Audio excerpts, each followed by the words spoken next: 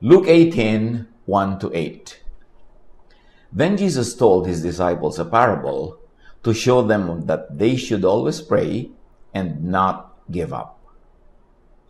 Isinalaysay ni Jesus ang isang talinghaga upang ituro sa kanila na dapat silang laging manalangin at huwag mawalan ng pag-asa. Sinabi niya, sa isang lungsod ay may isang hukom na walang takot sa Diyos at walang iginagalang na tao. Sa lungsod ding iyon ay may isang byuda, lagi siyang pumupunta sa hukom at sinasabi, bigyan po ninyo ako ng katarungan sa aking usapin.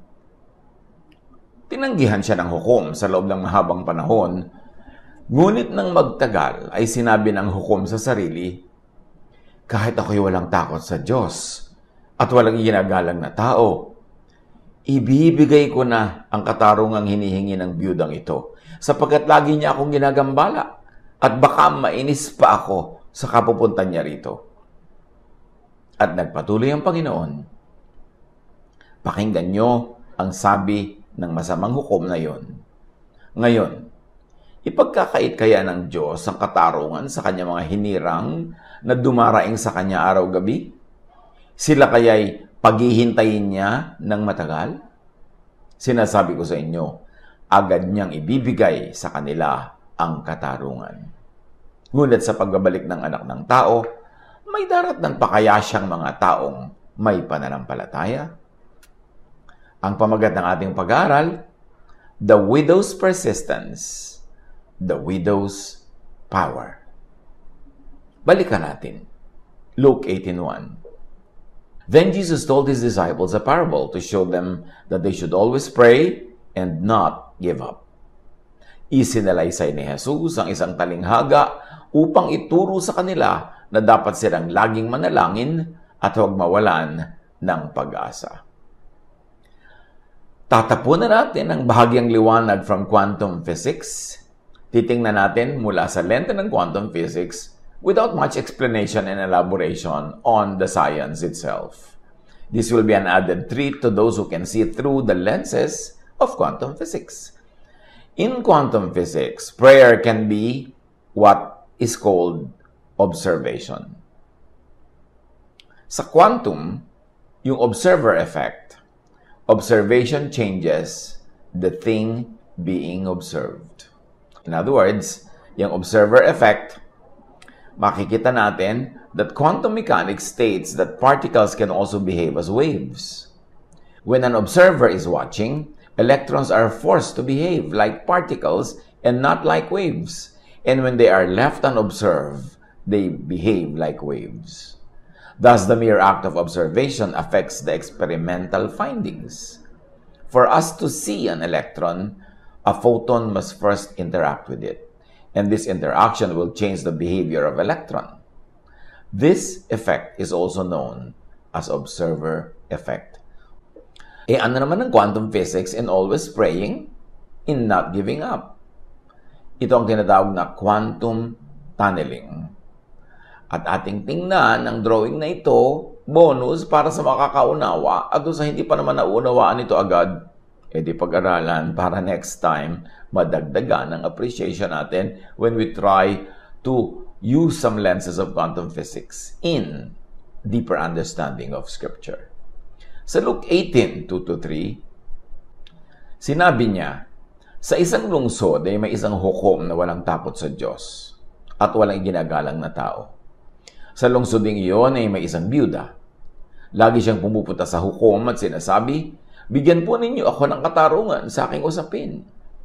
What's quantum physics in the judge can be representation of the barrier in tunneling. What's the quantum physics in the widow? Representation of an electron trying to get through the barrier. Luke 18:4. For some time he refused. Tinanggihan siya ng hukom sa loob ng mahabang panahon. Anong quantum physics doon sa refusal? Quantum tunneling is a phenomenon in which particles penetrate a potential energy barrier with a height greater than the total energy of the particles. We can think of the refusal as the height of the barrier. It's greater than the energy of the particle trying to pass through. Luke 18, 4-5. Ngunit na magtagal ay sinabi ng hukom sa sarili, kahit ako'y walang takot sa Diyos at walang iginagalang na tao, ibibigay ko na ang katarungang hinihingi ng biyudang ito, sapagkat lagi niya akong ginagambala at baka mainis pa ako sa kapupuntan niya rito. What's the quantum physics in this? According to quantum physics, the ball has a wave function, and this function is defined over all space. The ball is not designated to just a single location, but a multitude, including a location that is beyond that of the barrier. There is always a chance that as the ball encounters the hill, the ball will suddenly be found beyond it. Luke 18, 5-6. Ibibigay ko na ang katarungang hinihingi ng biyudang ito sapagkat lagi niya akong ginagambala at baka mainis pa ako sa kapupuntan niya rito. At nagpatuloy ang Panginoon, pakinggan niyo ang sabi ng masamang hukom na yon. What could be quantum physics in this? Superposition. All possible states, outcome, location, etc. are superimposed on each other. Luke 18, 7-8. Ngayon, ipagkakait kaya ng Diyos ang katarungan sa kanyang mga hinirang na dumaraing sa kanya araw-gabi? Sila kaya ipaghihintayin niya ng matagal? Sinasabi ko sa inyo, agad niyang ibibigay sa kanila ang katarungan. Justice here is not about justice. Justice is not just about justice. It is about anything persistently prayed for. It is a symbol. Quantum in this, tunneling.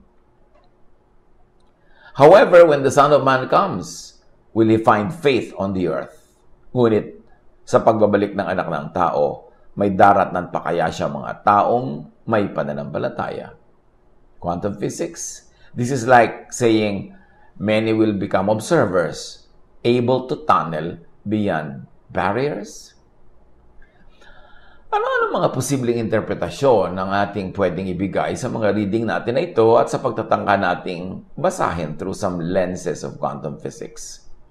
The widow is anyone who is needy. The widow is anyone who prays. Sa quantum physics equivalent, observer. Observe. The judge is the universe, the source, the giver, the power.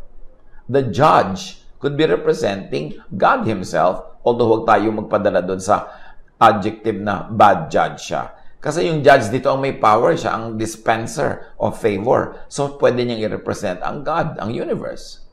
The other incidental elements, like the personality of the judge, are just embellishments, decorations in storytelling. The persistence of the widow, which pays, in quantum physics, is like the persistence of the particle to get through the barrier, even if it violates the principles of classical physics. Note that persistence, filtered through Jesus' teaching in Matthew 6:7 says, and it pays. Matthew 6:7, and when you pray, do not keep on babbling like pagans, for they think that they will be heard because of their many words. Sa pananalangin ninyo, huwag kayong gagamit ng maraming salitang walang kabuluhan, gaya ng ginagawa ng mga hentil. Ang akala nila'y papakinggan sila ng Diyos dahil sa haba ng kanilang sinasabi. Apply this. Pray. Pray persistently. Pray without ceasing. Non-stop. Tulad ng sinasabi sa 1 Thessalonians 5:17, pray continuously. Palagi kayong manalangin. Now, pakaisip-isipin natin, ha? To pray is to think. Mark 11:24, therefore I tell you, whatever you ask for in prayer, believe that you have received it, and it will be yours. Kaya't sinasabi ko sa inyo, Ano man ang hingin ninyo sa inyong panalangin, maniwala kayong natanggap na ninyo iyon at matatanggap nga ninyo iyon. Matthew 21:22, if you believe, you will receive whatever you ask for in prayer. Ano mang hingin ninyo sa panalangin, ay tatanggapin ninyo kung naniniwala kayo.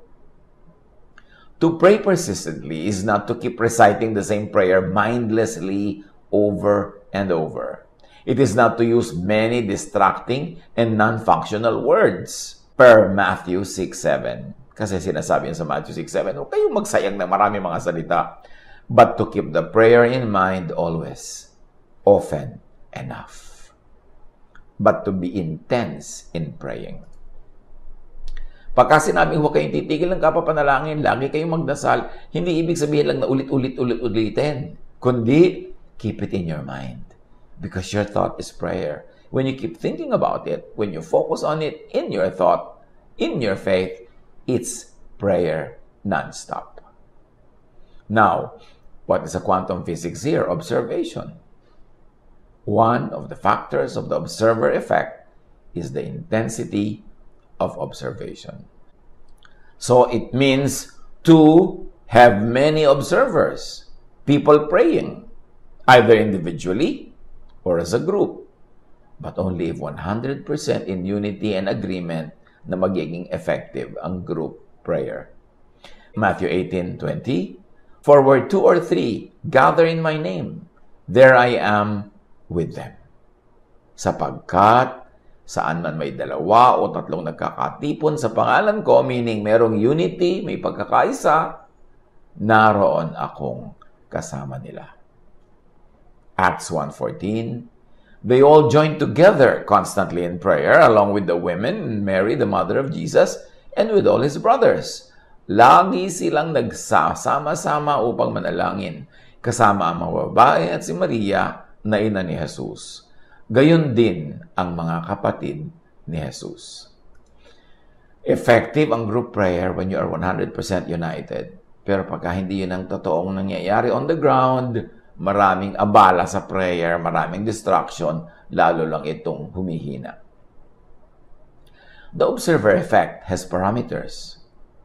The intensity of the observation, the predicted and expected result and outcome, and the number of observers observing the same system.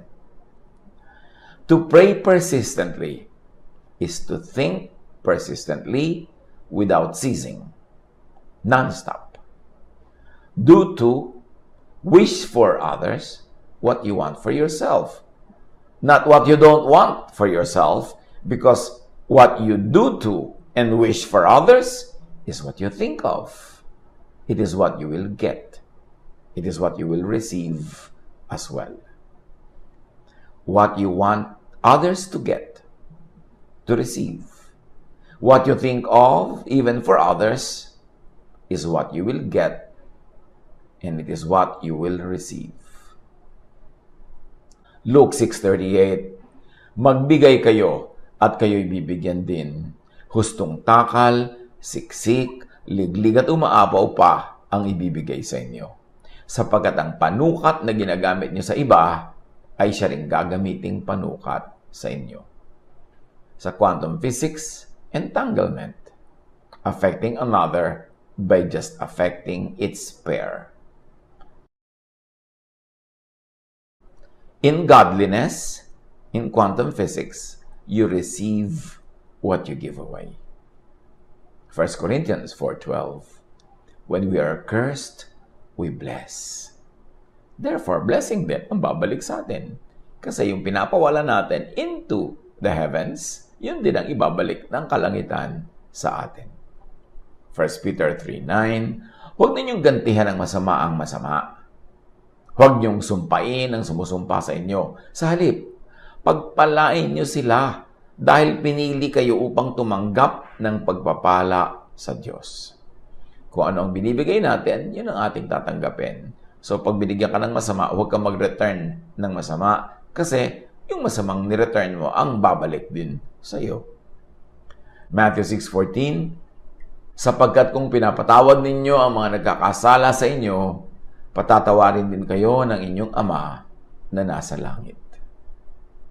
Proverbs 24:17, huwag mong ikagalak ang pagbagsak ng iyong kaaway ni ang kanyang kapahamakan. Bakit? Kung ikinakagalak mo ang kanyang pagbagsak ang topic mo, pagbagsak ang tinutuunan mo, yun din ang mangyayari sa'yo. Kasi yun ang iniisip mo. Kahit pa nga iniisip mo tungkol sa kapwa o para sa kapwa, pero dahil iniisip mo, yun din ang babalik sa'yo. Luke 6:31, gawin ninyo sa inyong kapwa ang nais ninyong gawin nila sa inyo. Kasi pag ginagawa mo, iniisip mo, yung iniisip mo, yun ang prayer mo, yun din ang ibibigay sa'yo. Proverbs 25:21-22. If your enemy is hungry, give him food to eat. If he is thirsty, give him water to drink. Then the Lord will reward you. Because what you give, receive.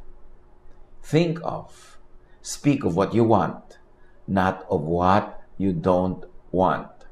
Huwag nating gawing habit na lagi ang pinag-uusapan yung ayaw nating mangyari, yung pangit, yung kinakatakutan natin. Kasi pinag-uusapan, iniisip. Pag iniisip yun ang prayer, at pag yung pinagpe-pray, sinasagot.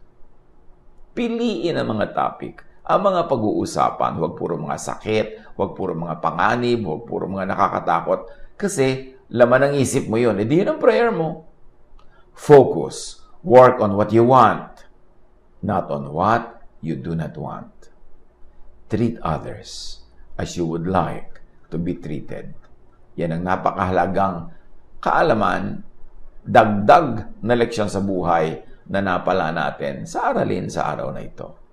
Nawa, nakasakip tayo ng mahalagang karunungan, ng ginintuang karunungan upang lalong maging kapaki-pakinabang ang ating paglakad sa mundong ibabaw araw-araw. Laging isipin kung anong iniisip, yun ay dasal. At ang dasal ay tinutugon. Piliin ang iniisip. At sa ating pagsisikap na unawain pa, dagdagan pa ang pag-unawa sa mga katuroang ito using the lenses of quantum physics. Kung hiyang sa atin, edi gamitin. Kung hindi naman, edi wag. Huwag niyong pansinin. Tuloy-tuloy na lang tayo sa pag-aaral na doon sa classical way of studying Scripture. But we are trying to add some perspective, some angles, some lights